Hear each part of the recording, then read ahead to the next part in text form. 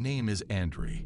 I used to live an ordinary life and never thought that the night itself could turn into a trial that would break my mind.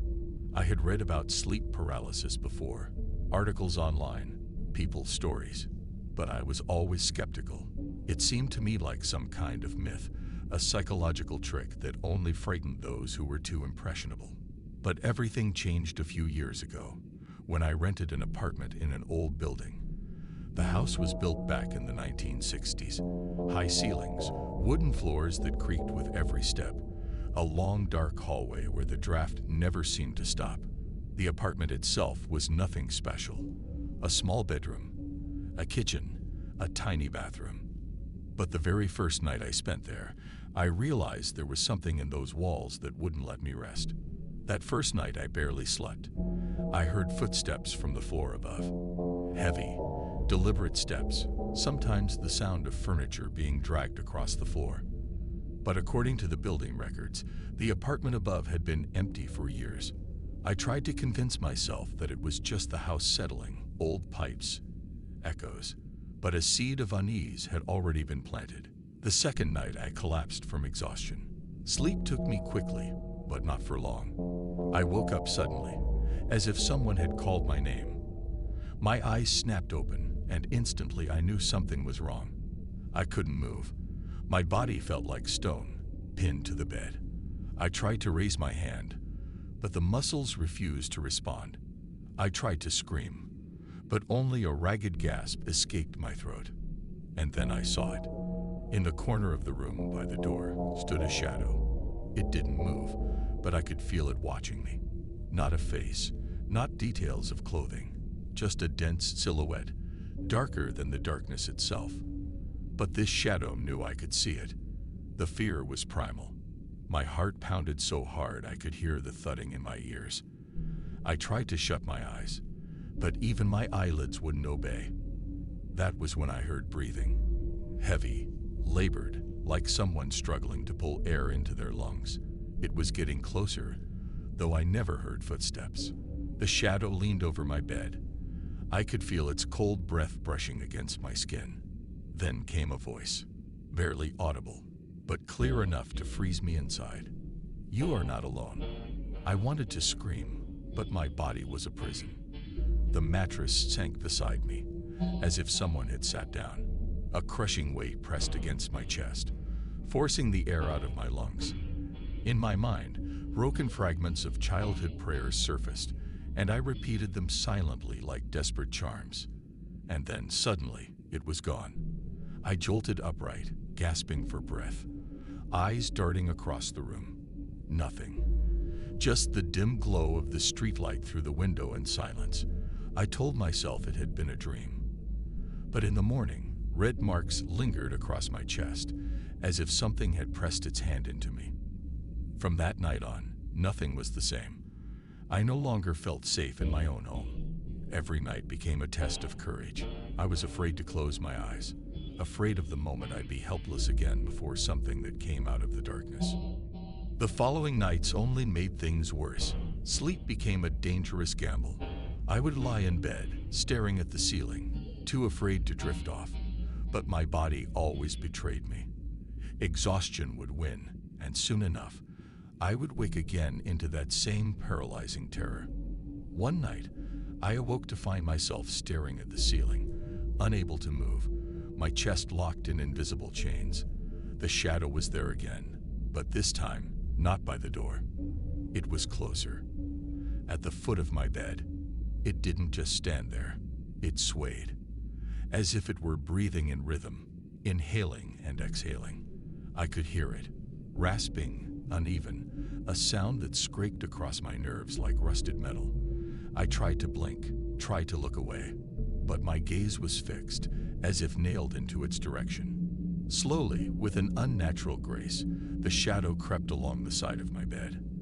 I couldn't see its face, but I could feel its gaze burning into me.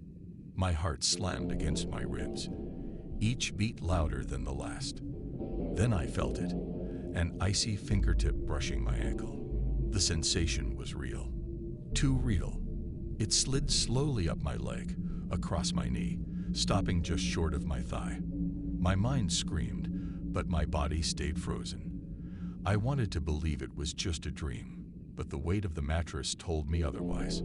Something pressed into it as the shadow leaned over me. It whispered again, but this time, not words. It was a sound, a guttural rasp like broken glass grinding against stone. My ears rang, and for a moment, I thought I'd go deaf. And then, as suddenly as it had started, it ended. My muscles loosened, the weight lifted, and I bolted upright in bed. My skin was drenched in sweat, my breaths ragged and shallow. I ran to the bathroom, splashing cold water on my face, staring at myself in the cracked mirror. My reflection looked hollow, pale, terrified. I told myself it was just stress, sleep deprivation, some cruel trick of the mind. But when I rolled up my pajama leg, I saw it, faint bruises along my shin, as though fingers had gripped me tight. The days blurred together after that. At work, I was a ghost. My colleagues asked if I was sick. Dark circles carved themselves under my eyes. Coffee did nothing. Every night, I dreaded going home, but where else could I go? Friends laughed when I mentioned the apartment. "You're just overturned," they said. "Old houses creak. Brains play tricks." But deep down, I knew this wasn't just my mind. Something was happening to me, something I couldn't explain.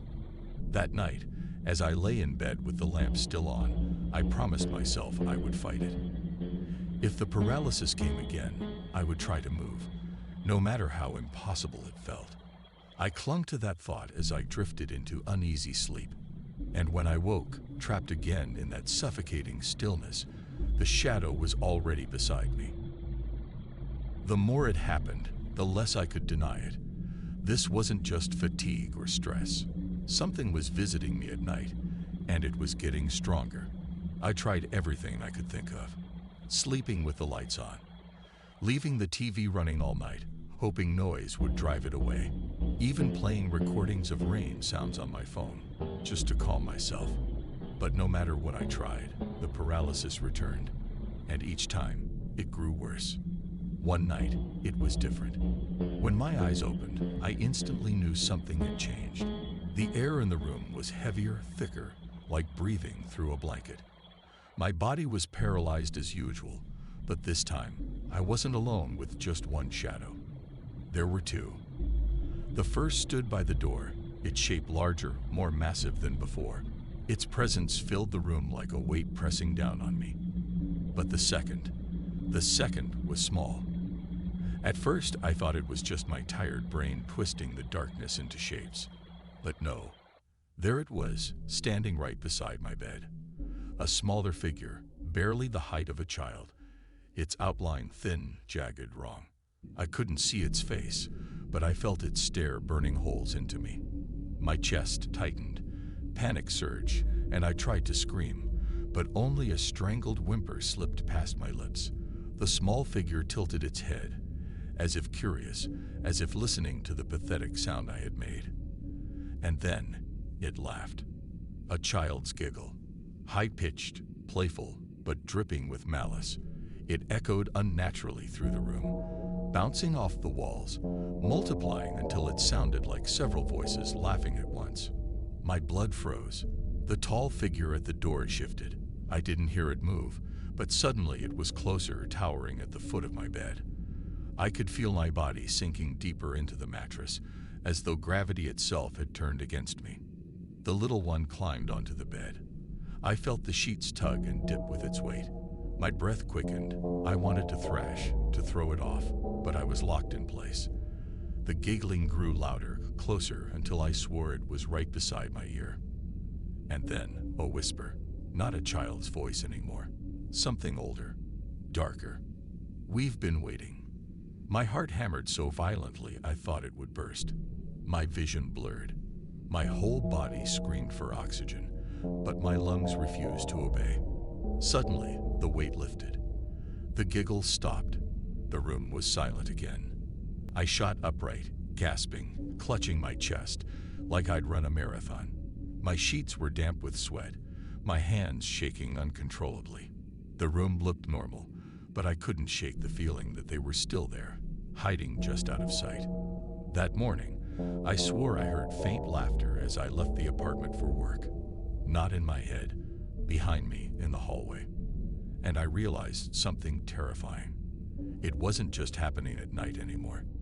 No longer knew where dreams ended and reality began. Every night was torture, and I was terrified of falling asleep because I knew it would come. That evening, I went to bed with the light on and my phone in my hand. I thought it might keep me safe, but the moment I closed my eyes, even for a minute, I was trapped again. The familiar weight pressed down on me. I couldn't move, could only hear my own breath and the ringing in my ears. Then came the footsteps. Slow, heavy. They drew closer to my bed. I tried to scream, but my throat refused to obey. Suddenly, the light in the room flickered and went out. I was left in total darkness. And in that darkness, I saw them. Not one figure, not two, dozens. Black silhouettes stood around my bed, bending over me. It felt like they had agreed on something. Their heads tilted in unison, and all at once they stared straight into my face. The air grew thick, as if I were drowning. Pain shot through my chest, my heartbeat stumbling. The whispers returned, dozens of voices at once. The words were broken, senseless, but I caught one phrase. Now it's your turn. Cold fingers wrapped around my throat. They were too long, too thin, inhuman. I couldn't breathe, and the whispers grew louder and louder. And then, an explosive crack inside my head, like thunder shattering the silence. Everything stopped. I jolted upright. The light was on. My phone lay beside me. The room was empty.